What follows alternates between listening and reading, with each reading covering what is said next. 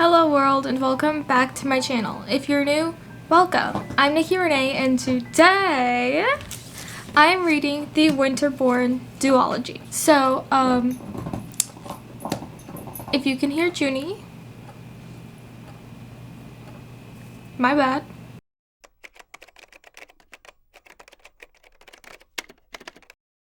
Today is Friday, March 28th, and if you can figure out where in the timeline that is of books that I'm reading and reading vlogs, then you might be able to tell that a lot of the books I've been reading around this time have had a lot of themes with grief and death and mourning, and it is not boding well for my depression. One of the books that I'm reading I can't stop reading necessarily. I'm still very interested in what's going on. It's just there's heavy details of grief and what happens after a funeral, and it's something that my family has just gone through not very long ago, and it's very similar to what we did. So it's dredging things up. But my grandma and I were talking and she brought up the suggestion to read something else or to watch some more Disney movies, and I was like, oh my god, light bulb, because I am not a stranger to reading multiple books at once, if you know. With all that said, I thought Winterborne would be such a good thing to go with. I think there are a few heavy themes, if I remember correctly, but it is a middle grade series, and anything by Ali Carter I love. She is my all-time favorite author, right up there with like Marissa Meyer and Mafi. This is a series, or it's a duology about kids who live in, about orphans who live in an orphanage that was reconstructed into an orphanage after the famous person who once lived there, like whose house that was, died. April didn't mean to start the fire. She wasn't the one who broke the vase. She didn't ask to go live in a big, creepy mansion with a bunch of orphans who just don't understand that April isn't like them. After all, April's mother is coming back for her someday, very soon. All April has to do is find the clues her mother left inside the massive mansion. But Winterborne House is hiding more than one secret. So April and her friends are going to have to work together to unravel the riddle of a missing heir, a creepy legend, and a mysterious key before the only home they've ever known is lost to them forever. So I thought this would be such a good, lighthearted thing to be reading with the other books. So like I said, it is the morning of the 28th. It's actually 9:35. So I have to leave for class soon, and I thought I would break out something that I got from my sister, which if you want to see the huge haul that includes so many bookish things that I got over Christmas and just over a few months, I do have that up, and this is one of the things. So this is a book sleeve, and I've been using it for some of the books for class, but I'm going to use it for this because I want to keep the dust jacket on it when I'm reading. Oh my gosh, I almost forgot. I need a sticky note for my bookmark. How could I forget that? So I have blue, purple, green, pink, and yellow. And I think I might go... Oh my gosh, I don't know. I actually also have orange, and I haven't opened these. And I might go orange because I feel like the yellow doesn't super mesh the best. I think I'm gonna go orange.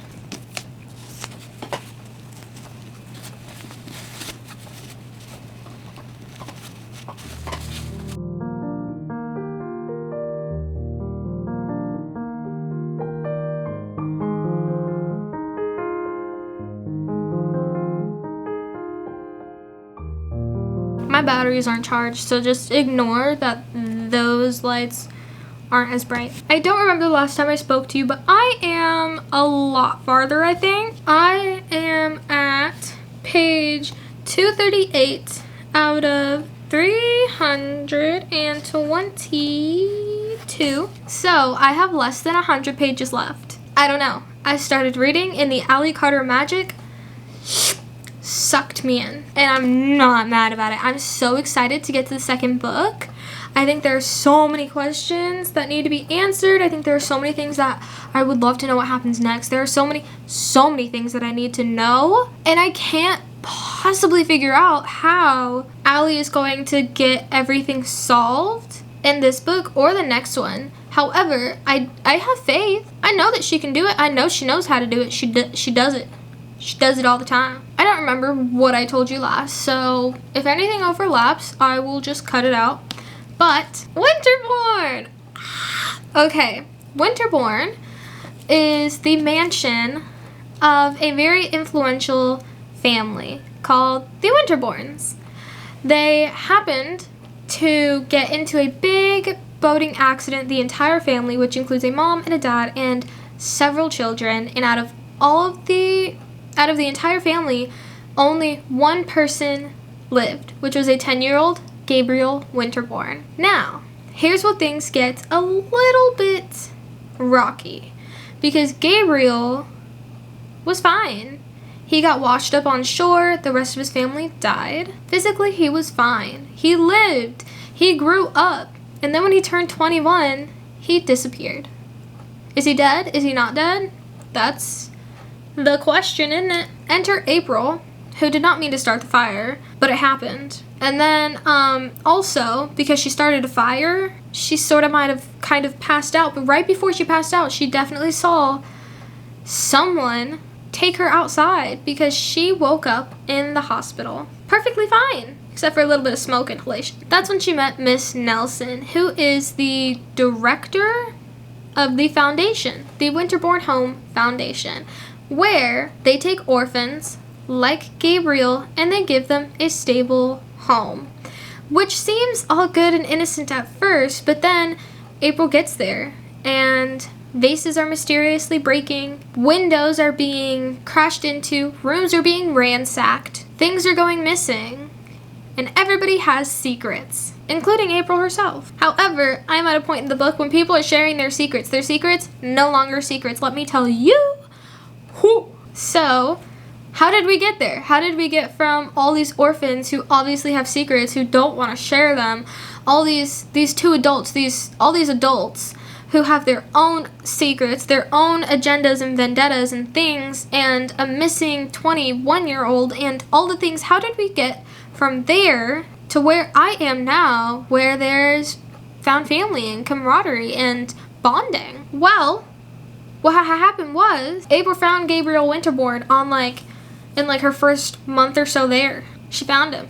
She just found him, which was fine and dandy, except that he doesn't want to be found. Not at all. And he tries to be big and bad and brooding. But when worse comes to shove, he did save her from mortal danger. He literally saved her life. So, in return, she saved his. And she might have told his secret along the way, because he's big and she could not move him by herself. Hence the 5 orphans on the cover. However, I'm still trying to figure out who this is. If you know, you know. Because why is Gabriel still hiding when there's $5 million to bring him back, when he is head of Winterborne House, when he could literally be on top of the world? Why is he living in the cellars of his own house? He may or may not have an evil uncle trying to kill him. These kids, they don't know who the hell to trust outside of each other and Gabriel. That's where we are right now, with the secrets coming out, with people not trusting certain people, with people trusting other certain people, and it's been so fun. I'm so happy that I'm reading it. I'm so mad that it took me so long, and I think she does really well balancing the usual elements and tactics and things that she uses in all of her books that give them that sort of espionage, mystery, aesthetic. I think she's doing a really good job balancing all of those things with the mindset of middle grade. I mean, our main character sneaks out of her room the first night at Winterborne Home, and she's like, you know what sounds good? Ice cream. And she never passes up ice cream. So it's so fun. It's such a good, lighthearted thing. There are a lot of interesting, dangerous things happening, like I said, like lives are being threatened here, lives are on the line. But at the same time, it's definitely very heartwarming. It's definitely very easy to digest, easy to get into, easy to be sucked into. Anywho, that's where I'm at, where tensions are rising, things are getting places. So, as you can tell, I am in love. This is something that I'm going to want to be rereading at some point. This is something that I'm going to be buying the paperbacks of, for sure, because out of all of the authors and all of the books that I own, I collect Ali Carter books. All of my personalized and signed books are Ali Carter books. I own all of her other books in paperback and hardcover, so this is my new personality for a little while. Now that I've done the rundown, let's talk a little bit more specifics about each of the characters. So our main character is April. She is an orphan, however, her mother is coming back to get her. Obviously, because there was a note with her when she left, and her mom said that she was coming back, so why wouldn't she? And the only other thing that was with her when she was dropped off at an orphanage, or whatever, I don't remember the specifics of that, was a key. April's key. And of course, if she can figure out what that key goes to, she can figure out who her mother is and where she is, and she'll come back to get her, right? The next person we met was Miss Nelson, who was the director of the Winterborne Foundation. And at first, April was very unsure about her because she was wearing an all-white outfit and it was perfectly clean. And you know what? If ever there's a philosophy to take from a child, it is whether or not you can trust somebody based on if they can wear a white outfit without getting it dirty. After that, we met Violet and Tim. First was Violet, who doesn't talk a lot. She's younger than the other kids, and her thing is that she likes to draw, but she also has asthma, and I'm wondering if that is going to play a part in a key moment in this duology, because we haven't seen a lot of it, but Ali never puts something in without giving it a good meaning. Like I said, we met Tim, who has grown a very big fondness for Violet because she's younger than the other kids, she's sick, and he feels the need to protect her, which is his thing now that they've all kind of come together. I think he's older than the other kids. I think he's older than all of the kids by like a year, maybe 2, but that is his thing. You know, if you want to go by tropes or like cliches, Tim is the protector. And given that it's a story about a lot of kids, it is very, very cute and wholesome to see. After that, we got to Winterborne home, where we met Smithers, who, it was so cute because April tried to call him Mr. Smithers, and they were like, no, he's the butler, it's just Smithers. And I think that shows a lot because April has manners despite her attempting to have a hard exterior and be very strong for a child. She definitely has a soft side to her, and she definitely has some manners, and it's very nice. But Smithers is the butler. The most we know about him is that he loves to clean and cook, and he's a very good cook. However, I'm suspecting that there's more to him and that there's more that he knows than he's willing to admit. But I don't have any hard evidence behind that yet. One of my favorite parts of the book was when all of them got there, because the girls share a room and the boys share a room. I will get back to that. But when the girls got home, they went to their room, and their roommate, Sadie, who is a genius scientist inventor, had strung up a whole gadget, like gizmo thingy to do like banners to say welcome home to April and Violet, and it was the cutest thing. So Sadie is very by the book. She definitely trusts adults. She 100% would want to call the adults in the sign of any sort of disturbance or destruction or anything. But she's also a scientist, so she does not miss an opportunity to gather data in any sort of aspect. And then one of the last characters that's a big deal was Colin, because Colin has a bit of an interesting backstory. So April learned very quickly that there are a lot of people in the world that want $5 million for finding Gabriel Winterborne, whether or not it's true. And actually, on like her first full day there, she saw this in action when a woman came claiming to be his fiance. Another fiance. He has a fiance again. And as they're watching, Colin is making bets about what she's going to say, what her story is, where she's from, how she met him, etc., etc. And we learn that the reason why Gabriel knows so much about the imposters is that he was technically one of them at one point, because his mother claimed that her son, who looked a little bit like Gabriel, was Gabriel's son. And Smithers and Miss Nelson believed her for a few days. Until, of course, this woman ransacked the silver and she ran away, leaving her child, who was not Gabriel Winterborne's son. But like I said, I do have less than 100 pages left, and I'm very excited to read this. I'm very excited to get to the next one. I'm going to go get comfy with her, continue reading, and I have a good suspicion, I have a good idea that I might finish this today. Oh, before I go, I actually wanted to point out, because they are on the cover, I know it's a little bit hard to see with my light. This is April with her key. This is Sadie. This is Tim, Violet, and Colin. And like I said, I'm unsure who this is in the window. I have a suspicion, but it could also be a few different people. I'm going to get comfy and continue reading.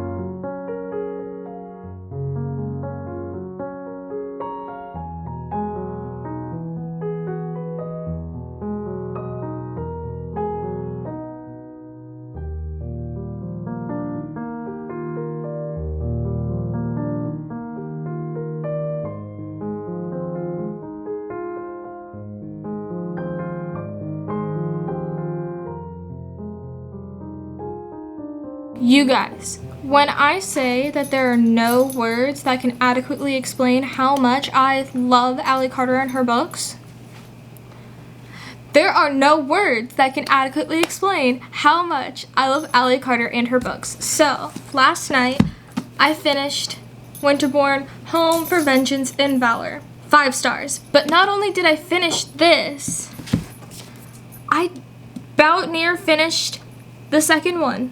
I had to stop myself. I was like, no, my camera battery is dead, and I didn't want to get up and do that, and it was already 10 o'clock, and I was like, it doesn't matter if it's the weekend, I need to be mindful of my sleep schedule. So I made it to page 276 out of 342, so I literally have less than 80 pages left. Let's talk about these two. The end, I don't remember, I had less than 100 pages left of this one, which is why I finished it so quickly last night. And holy crap, y'all, it was so good. Like I said, I was so confused how she was going to wrap everything up. She did. She did. When this says Batman meets Annie, it is. Oh my god, I loved it. 5 stars. Freaking 5 stars, y'all. Oh, it was so good, and I dove right into this one after. Like I said, this has a lot of different mysteries, a lot of people with secrets, a lot of things are going on, and a lot of those secrets and mysteries and conflicts were solved. Not all of them, but a good deal of them. And it was great. It was great. I loved it. And after reading this one, I was so interested and intrigued to see how she was going to go into this one, and I think she did it so well. I don't think I would ever be able to say that Ally Carter has ever done anything and it's not done well. I think I mentioned earlier, and I wanted to get back to this because it came up and I was like, ah, there it is. But almost every character has a physical description except for our main character, but we did get that at the end, which was such a fun thing, and it does get delved into more in the second book. I'm very proud of myself for catching that because I feel like that's the Ally Carter lover in me coming out, like, hey there, what's up with that? Why aren't we getting that? And there's a reason. There's a reason, and it's so good. Oh my gosh, it's so good. I'm still unsure exactly who the man in the window is supposed to be, because There are two options, but that's okay. So now I'm going to do the spoilers. That's me fangirling about the end, giving you the vague things, so this is the spoilers. So many things happened and it was great. Something I was thinking about a lot because I listened to it before I read these books, so I knew some of the things that were going to happen going in, but it's also middle grade, so I feel like you can guess some of those things.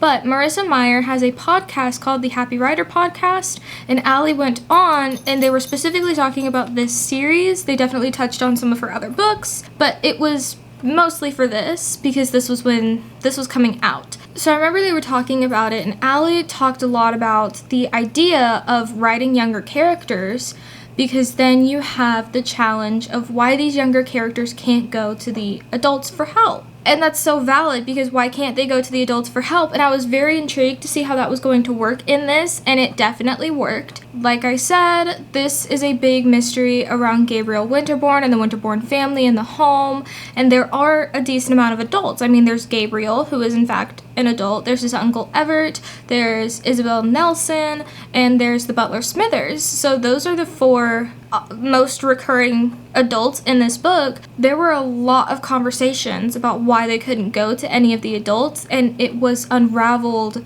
as we went along for why they couldn't, and it was done really well. So some of the reasons why were like, Isabel Nelson is the love of Gabriel's life, and he couldn't bear to have her know that he was back because he'd done something to betray her or make her mad or something, and I think it was just the fact that he left, and that he basically left her.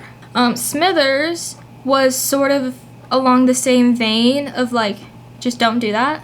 Like, it just makes sense of the book, like, why you can't. And for Everett, he was the villain. We have all of the adults knocked down, so then out of those adults, the adult that they listened to the most obviously was Gabriel, and then beyond that, all the kids listened to each other, trusted each other, and it was really, really nice. Camaraderie, found family, bonding. It was so good. And I loved it. Oh my gosh, it was so fun to see all of those things be handled in the first book, and it was done so well. And then some of the things that I was wondering might be happening in Mayhem and Mystery was revolving around that aspect of adults, because at the end of the book, when we have the huge fighting sequence, the big climactic moment, we had all of the adults working together. All the kids were working together to go get the key from Everett because he had stolen April's key. And then at the same time, the adults were there as well to also help the children because they're children. And so we had Gabriel and we had Isabel, and I think Smithers was also there. But it was a culmination of everything coming together and working together, and it was so good. And then we got to the end, and a very, very big thing happened, because mid-fight scene, Isabel, while saving April, had fallen into the sea during the storm, which is horrible. And Gabriel jumped in after her, which is another thing I wanted to talk about, how it's a middle grade novel, but it handles the ideas and the themes of love really well. Like, really, really, really, really well. And something else that I was interested to see in that would be how those themes and how it would be handled would be done in Mayhem and Mystery, but then also how the relationships of the kids would continue to be evolving and changing and growing. I think if Allie ever continued to go or do anything else with these books, there could be a possibility for relationships there too, because I think I could see a relationship blooming between April and Tim. So the big thing that I wanted to talk about is that at the end, Isabel falls into the ocean, Gabriel tries to go get her, but he can't find her. So he makes the decision to go back after the kids, because the kids have lured Everett back to the house. Because Everett has been threatening poor Gabriel's life since this child was a child, since he was literally 10 years old, and now he's like 30. He's in his early 30s. So they were getting evidence, and they got it, and they sent him to jail. But that's not even the biggest thing. And then the next thing the next thing isn't even the biggest thing either. In this big moment, this climactic thing, with the evidence and the police and Smithers and all of the kids working together to take down Everett, Gabriel decided that when they told him that he could run, he would not. He came out and he declared himself Gabriel Winterborne, and he saved the kids in the foundation so that they could continue to have a stable home. And it was great. And that's not even the biggest thing. So we kept going with the story for after he had declared himself obviously not dead, not missing anymore. And the big thing was that Isabel was still nowhere to be found. But then, at the very end, they got a huge surprise. All of them, Gabriel, the kids, Smithers, all of them, because they got a package. Multiple packages, multiple very big packages actually. And lo and behold, if it wasn't all of the things that had been in the exhibit at the museum that April started a fire at. What? Right? What? Excuse me. Pause, rewind, what? Turns out, Everett, with his greedy, sleazy scumbag of a self, made copies, and he was trying to hoard them for himself. But Izzy, being Izzy and being real smart, she had trackers on everything. So she found them, and she returned them, and she wrote them a note, and it was great. It was so good and so funny. There were things like, I'm still mad at you. There were things like, tell April the fire wasn't entirely her fault. There were things like, by the way, since you're the head of the foundation, you're their guardian. So not only has Gabriel come back from the dead / missing for 10 years, but now he's the father figure for 5 kids. And that's not even the biggest thing! Oh my gosh. And then we kept going. Okay, and they're all celebrating. They're like, yay, we get to keep the house, we get to stay here, we get to live with you, this is gonna be so great. Isabel's gonna come back, everything will be perfect. And then they finally figured out what April's key goes to. So, Everett's whole thing was that he needed the key to find the treasure. He wasn't the heir, he was the spare. So he wasn't in on those conversations with his brother and his dad about the legacy and the treasure of what it means to be a Winterborne. Or at least he assumed it was treasure.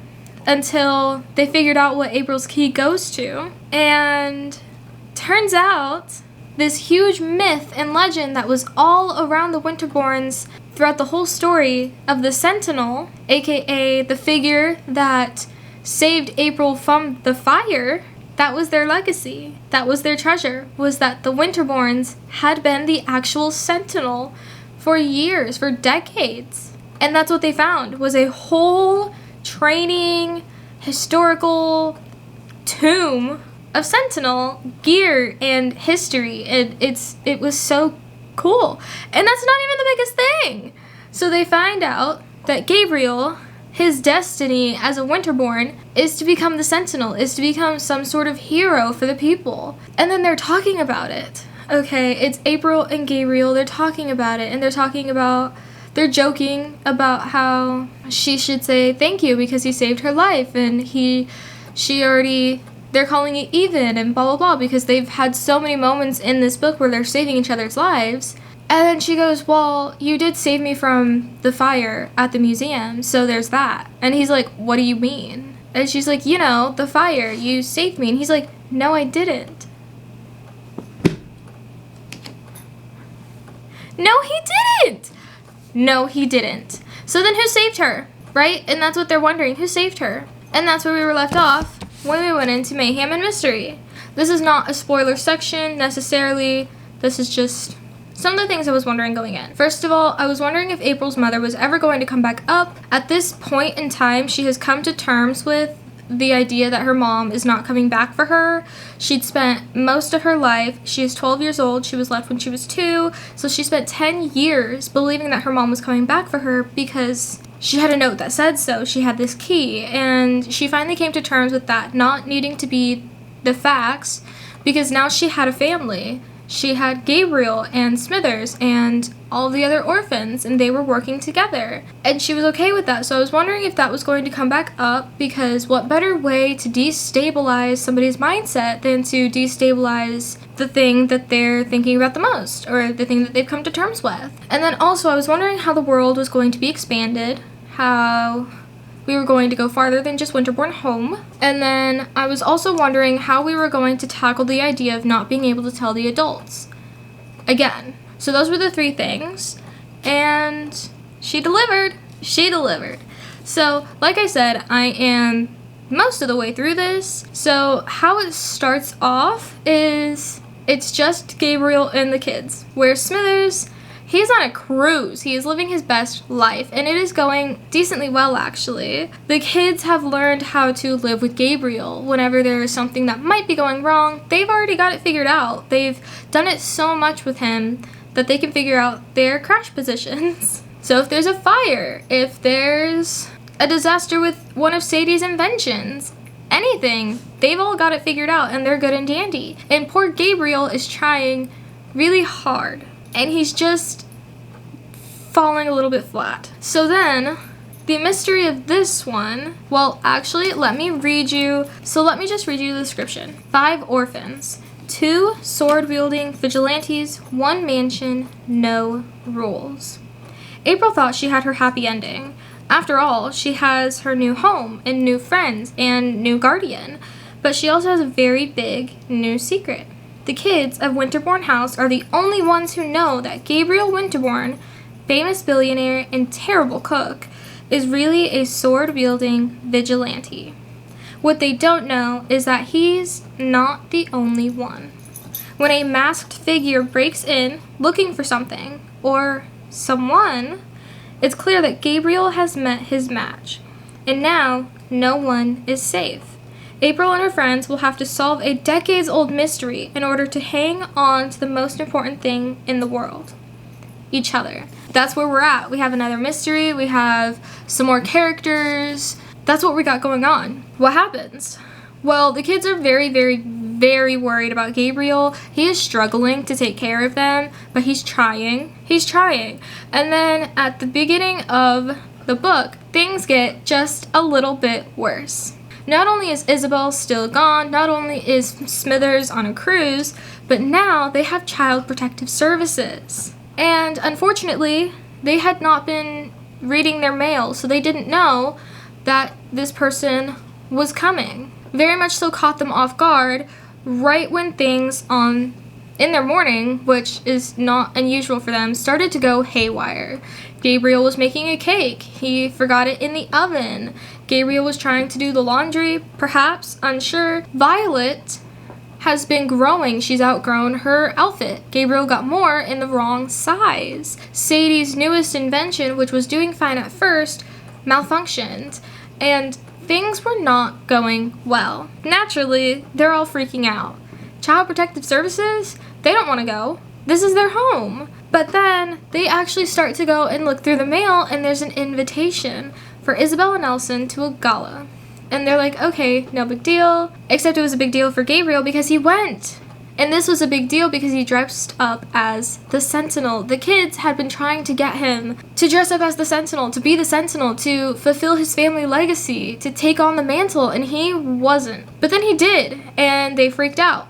So, in natural fashion of these children, they cooked up a plan to go watch after him, because that's sort of their thing, you know? They all look after each other. So while Sadie and Violet stayed behind to do comms, April, Tim, and Colin went after Gabriel. So they go after him, they're following him, and they're like, yes, he's gonna do it. And then actually, no, he's at the gala. And things went haywire really, really, really fast. The kids were about to be discovered at this gala that they weren't supposed to be at.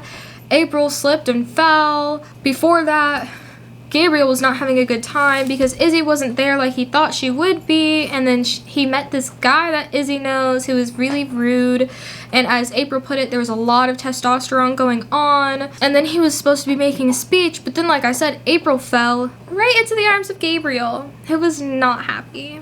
Not happy at all. So they go back to Winterborne home, and Gabriel is struggling because he's trying to get it into their heads that they're his responsibility and he wants to protect them. And then they get home and they realize something is very, very, very wrong. The house is dark, there's a storm, which isn't necessarily the most wrong thing, but then they keep knocking into things, and when they turn on a flashlight, they realize the house has been ransacked. So Colin goes to try and figure out the lighting, Tim and April try and find Sadie and Violet, and things just tumble down from there. They go to the library, where they find that Sadie and Violet are locked in a closet with a bookshelf on it. And then there's the Sentinel, and they thought it was Gabriel, but it wasn't. It was somebody else. And so Gabriel tries to fight this person, except he was at this costume party at the gala, and his swords weren't real, they were plastic. And so the fight, he gets hurt, and the other Sentinel gets away. And when he tries to go after them, April's like, wait, we can't find Sadie and Violet. We still don't know where they are. And then they found them. And then they realized he was bleeding, but he was still very mad at them for crashing the gala, and he was also obviously very frustrated that their home had been ransacked and thoroughly gone through because they're children. Like, what is he supposed to do? So he sent them off to bed, even though he definitely needed help medically. And then that night, he left. So this book is a culmination of mysteries around where did Gabriel go? Is he gone for good? When will Isabel come back? Is she going to come back? What is going to happen with Child Protective Services? Because throughout all of the shenanigans going on here, she continuously keeps coming and popping back up. And then also, who is this other Sentinel? Are they good? Are they bad? They don't know. And that's sort of what's going on here. So as for spoilers, like I said, I had 3 questions surrounding April's mother, how Allie was going to get around the, adults thing, and then also how she was going to expand the world. So I'm going to work backwards from that. So expanding the world came from the kids venturing out into their town and on to the streets of the town and not just staying centralized in Winterborne. Vengeance and Valor stayed basically centralized, localized between either the Winterborne mansion or what they call the mini mansion, which was Everett's house. And there wasn't much beyond that. The beginning, we do get a few other things, like she's at the museum, obviously, because she sets the fire, and then she's at the hospital because she was at a fire, but it's mostly localized between the big mansion and the mini mansion. But for this one, we do get more of their town, and the kids going to exciting new places. As for the adults, well, like I said, Isabel, she's still mad. Smithers, he's on a cruise, and Gabriel has left. There are a few other adults they've encountered along the way, but they're still not trustworthy adults. Their main focus, find Gabriel, because he's the most trustworthy adult that they know. And then April's mom. Without giving too much away, let me just say that my theory from the first book between April and Gabriel, I was right. I was right. And that's another big thing going on here, because April is very struggling. April is like super duper struggling. And so is Gabriel. They're struggling together. They're all struggling. It's a struggle bus, which is probably the best way to describe Ally Carter books. Struggle bus.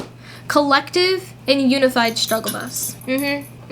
Like I said, I only have like less than 80 pages left, so I'm definitely going to end up finishing this today, which I'm happy and sad about. It took me longer for this one. However, I've been reading this one through the week, and it's now Saturday, so it's the weekend. So I do have some homework things, but I also have reading, and I'm so excited.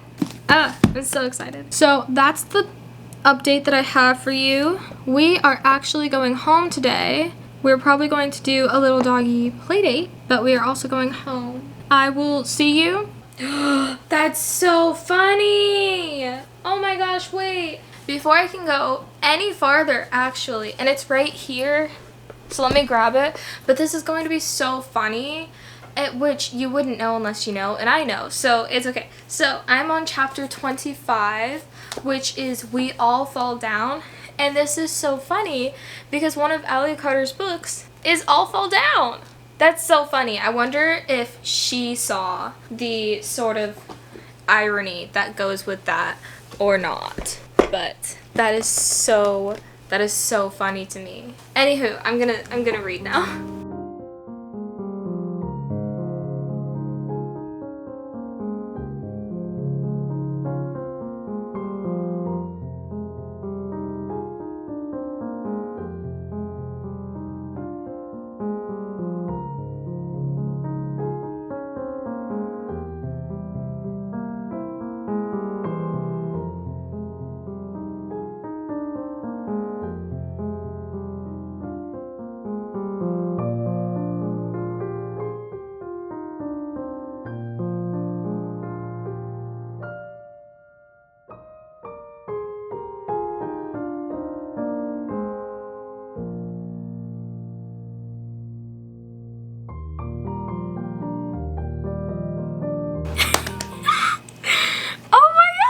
Okay, let me go over to Goodreads and officially mark Winterborne Home for Mayhem and Mystery as finished and 5 stars.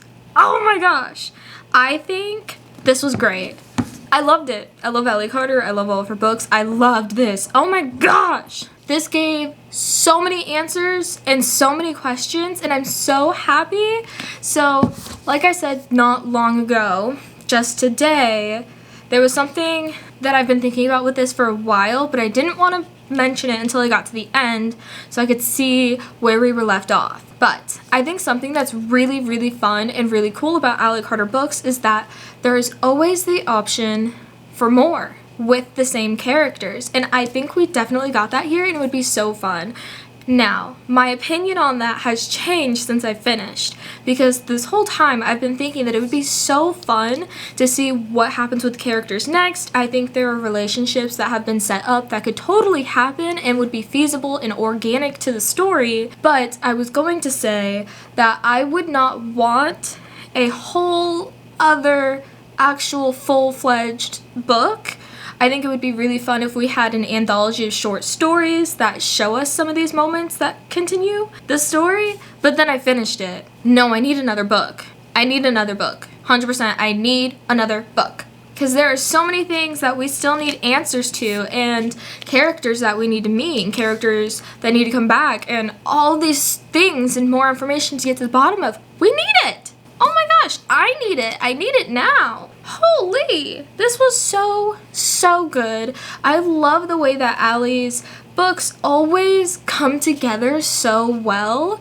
Something that I've started doing in my writing process is using Obsidian, because you can use a graph to show how things connect. And I feel like putting in the information for Ellie Carter's books to show how all of the things are coming together would be so fun, because it would make so much sense, because you can do that. Because all of her books come together perfectly in the end. It's so good. Oh my god. Okay, my memory card is almost full, so I'm going to do a short spoilery section, and then I'm going to continue talking about the rest of the book and my feelings, and then I'm going to close out the video. So for spoilers, we have now met a lot of April's family, and I feel like it would be really interesting to continue that theme of the characters and their families, because there are a few characters in here who we could continue the character development through their families.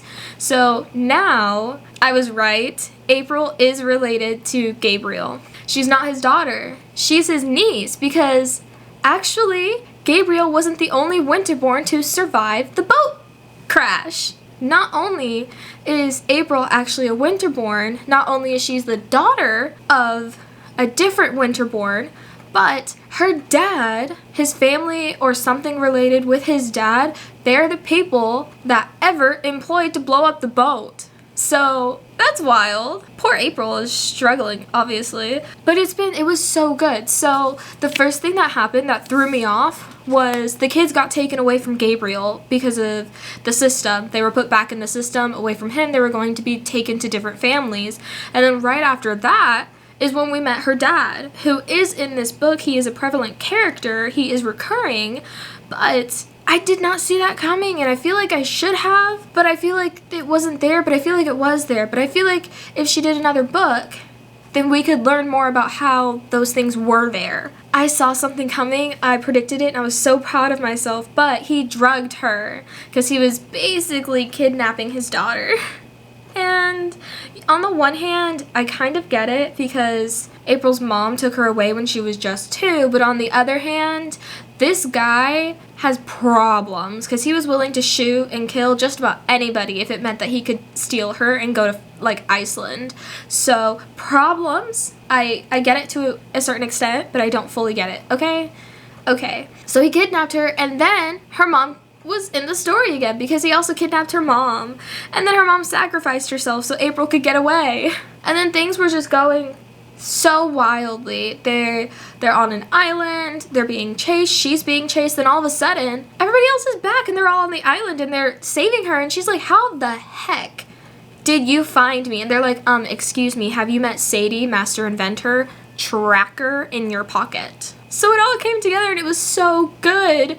And my favorite part of both of these books, actually, of both of them, is 100% April and Gabriel's relationship. There is a part where, right at the end, when he's talking to her, and it is my favorite thing, because right before the kids were taken, April's saying, like, oh, you must be so disappointed that he's related to her. And oh, you guys, you don't get it. You don't get it. So there are certain things that he says, and it's the best. Because like I said, he's connected with all of these kids. They're all connected with him. They're all connected to each other. But they just have, April and Gabriel just have a very special bond and connection. And it's adorable. April says, you put a tracker in my pocket, she blurted, because she was an idiot sometimes, and idiots say idiotic things just so they can stop thinking them. But the weirdest thing happened. Gabriel actually smirked. A smirk! A real one. It wasn't a full-fledged smile, but it was a start. Of course I did, he said. It doesn't matter who comes for you, April. I'm always going to get you back. She felt her cheeks go red. You're just saying that because I'm your niece. But the smile faded then, into sadness mixed with confusion. I'm saying that because you're my girl. And then April's eyes were burning, because eyes did that sometimes. That was just science. I'll make you a deal, April. I won't leave you if you won't leave me. Hello. Hello. And then they're talking about the idea of all these people that would be coming after her and after him still, because they're Winterbornes, and there are a lot of people that would like Winterbornes to be dead. And she says, do you think they want me? And he says, they can't have you, Gabriel snapped. You're stuck with me.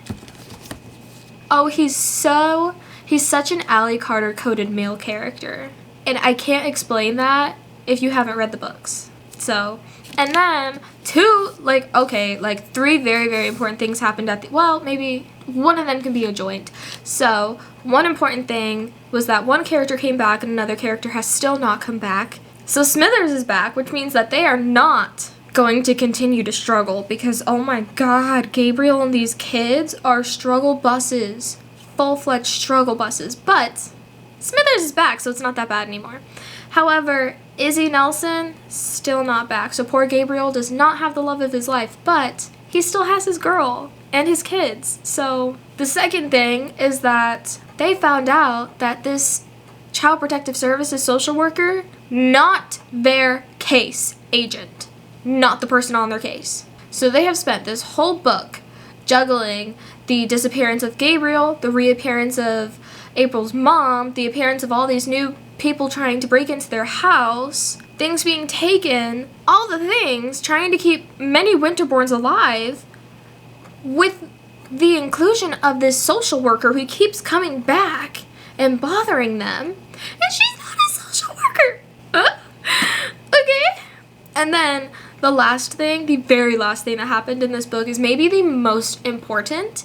It is the epilogue. And first of all, it's summer finally, so maybe they'll stop having all of these horrific storms. It's always raining in these books. But Gabriel is wearing flip-flops.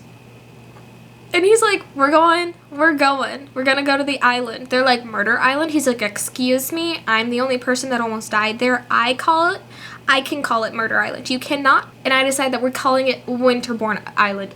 He's so fucking funny. Other than that, April got mail. Girly Pop has never gotten mail, right? And it's so important. So the very last scene consists of April, Gabriel, and Tim, as April goes to open this letter that is a birthday card from her mom, who has kind of sort of run away. But it's important because April didn't know her birthday. And now she does. All in all, these books, great. Literally great. I gave them both 5 stars. If you don't know a lot about me, let me just tell you, I am easily entertained, but I am a hard rater. I could be entertained by something and I will nitpick it apart still, because I can't just be entertained, it has to be good. And anything by Ally Carter is that. You just have to be prepared for what you're going in for. If you're trying to look for something that's not going to be middle grade or closed door romance or a little bit more juvenile, then you probably wouldn't like them. But if you like something that is a lot of mystery and espionage and inventions and smart people and sly, cunning people and spies and all these things, you would love them, because that's exactly Ally Carter's books. So I'm so excited. I think these are the first middle grade books I have read and really actually enjoyed since I was in middle grades, since I was in like junior high. So that's wild for me. But I did. I loved them, and I'm so happy. Yeah, all in all, I love Ally Carter books. I love them so much. I think my goal in life is to become big enough as a bookfluencer so I can get arcs of Ally Carter books, because I have been praising her on all my socials for years now. So that is the end of this video. The takeaway is that Ally Carter books are fantastic and they're my favorite, and I love her, and I have way too many copies of them, and I'm probably going to get more copies of these books because I only have one of each. That's the takeaway. Let me know in the comments if you've read Ally Carter books, which ones you like. Let me know of any authors that give Ally vibes. I think Jennifer Lynn Barnes is a big one, which makes sense because they're friends. But yeah, let me know if you've read these or any of her books. Like I said, this is the end of the video. So, thank you so much for watching. Te aprecio mucho y mi corazón es tuyo para siempre. Adios!